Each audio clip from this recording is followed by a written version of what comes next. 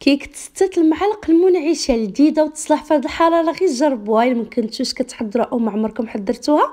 انا جيت باش نفكركم فيها، راه ما نعاودش لكم. لذيذه بزاف، القوام ديالها والمذاق ديالها، الانسجام ديال الانتعاش روعه. غير جربوها غادي تعجبكم بزاف. بالنسبه للمكونات، حبه ديال البيض مع قبيصه الملحه، كيس ديال الفانيلا، 6 معالق ديال السكر مع 6 معالق الزيت، و6 معالق ديال الحليب، واحد المعلقه ديال الخل، وكندير 6 معالق ديال الدقيق. من الاحسن يكون معلق اللي كبار، يعني يكونوا عامرين، يكونوا بومبي. وكيس ديال الخميره ديال الحلويات. هادو هما المكونات، كنديروهم كلهم كيف ما لاحظتوا خطره واحده، وكنخلط كلشي. وصدقوني ان هاد الكيكه خصيصا اللي كندير فيها المكونات كلها ما نحتاجش نهائيا نضطر بالسكر مع البيض، كيجي القوام ديالها اكثر من رائع. واحد المذاق اللي كيكون فيها ديال مسكوته ديال ايامات زمان ديال والدينا، وهشيشه ورطبه. غير جربوها. بالنسبه للاخوات اللي بغيو ينكوها بالبرتقال، يمكن لكم تحكوا قشور ديال البرتقال بدل الفانيلا، وبدل الحليب غادي ديروا عصير ديال البرتقال باش تجيكم النكهه ديال البرتقال تجي غالبه. هذا هو القوام اللي كنحصل عليه، كتكون شي شويه خفيفه. كنحاول ناخذ المول ديالي كندهنو مزيان هكا بالزبده، وكنرشو بالدقيق. اللي كان عندكم داك المول اللي كيتحل من الجناب غيكون من الاحسن، يعني غير طيبيه فيه، وفي نفس الوقت غادي تحضروا هكا فوق منه الكريمه. انا ماشي مشكل، من بعد غادي ندير هذاك الاطار. المهم ان الكيك ديالي كندخلها للفران اللي كيكون سخون على 180 درجه، نشعل عليها غير من التحت حتى يضاعف ليا الحجم ديالو، من بعد نشعل عليها من فوق يتحمر ليا الوجه ديالها. ما كتاخذش الوقت كيف ما لاحظتوا. طبقه ديال الكيك اللي رقيقه 5 دقائق كتكون واجده، خصوصا كان الفران عندكم سخون.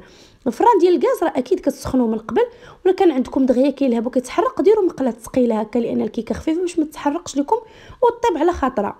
صافي. بالنسبه للكريمه، كريم باتيسري انا درت الجاهزه اللي درت فيها انا السكر على حسب ذوقكم، ما تكثروش بزاف، لان الطبقه لا ديال الكيك ولا ديال الطبقات الاخرى كلهم فيهم السكر، باش تجينا هكا الحلاوه معتدله. المهم كندير واحد 3 المعالق كبار ديال كريم باتيسري الجاهزه مع السكر على حسب ذوقكم، وكندير الحليب تقريبا نصف لتر ديال الحليب. المهم الحليب انكم كديروا غير شويه بشويه. في الاول كنديروا كميه قليله وكنحركوا باش هكا ما يتكوروش لينا دوك النواشف.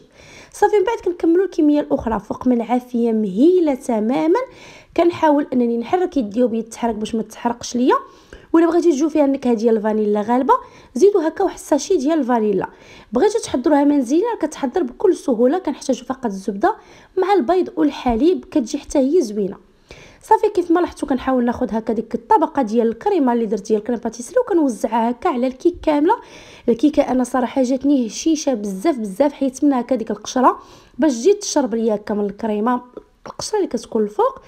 الا ما عندكمش كيكه ما جاتكمش هشيشه، حاولوا انكم تسقيوها اما بعصير ديال البرتقال او بالحليب.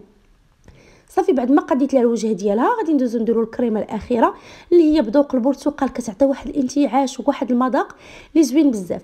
هنا كندير السكر مع تقريبا، انا هنا ما كانش عندي داك فلون شينوا، ما عندكمش نتوما كيف ما عنديش انا، درت هنايا النشا، او ديروا كريم باتيسري من الاحسن.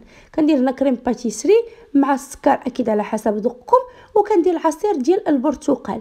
كندير غير شويه، كنحاول انني كنحرك هكا مزيان حتى ما تبقاش عندي ديك كريم باتيسري مع السكر هكا متكورين ليا.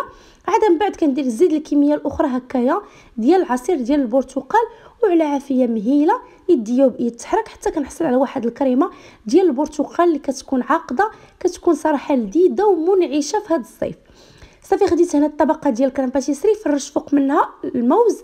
ديروا الكميه اللي بغيتو. المهم درت كميه ديال الموز هكا، حاولوا انكم تكونوا سريع باش ما يكحلش لكم دغيا. وكندير هكا فوق منه هكا ديك الطبقه ديال كريمه ديال عصير البرتقال، واحد الانتعاش. راه ما نعاودش لكم، جات لذيذه بنينه، المذاق ديالها روعه. غير جربوها، انا راه متاكده غادي تعجبكم. هادو هما الكيكات اللي صراحه كنحتاجو في هذا الصيف، كيكونوا منعشين وكيكونوا لذاذ، وما كتكونش فيهم طبقات ديال الكيك اللي كتكون هكايا كبيره. ها المذاق ديالها، يا ريتكم كنتو حدايا ذوقكم. يلا جربوها بصحه والراحه.